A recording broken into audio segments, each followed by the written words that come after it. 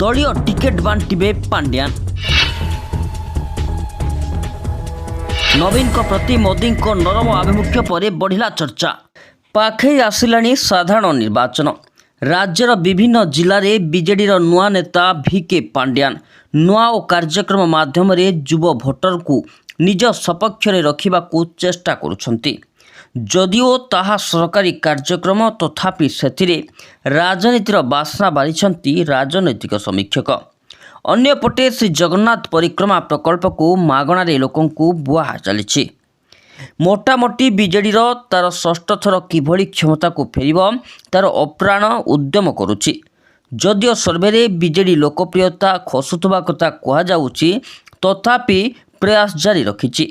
ଅନ୍ୟପଟେ ରାଜ୍ୟରେ ଥିବା ମୁଖ୍ୟ ବିରୋଧୀ ଦଳ ବିଜେପି ସମ୍ବଲପୁରରେ ମୋଦିଙ୍କ ସଭା ପରେ ରାଜ୍ୟର ନେତା ଓ କର୍ମୀ କନଫ୍ୟୁଜ୍ ସ୍ଥିତିରେ ଅଛନ୍ତି।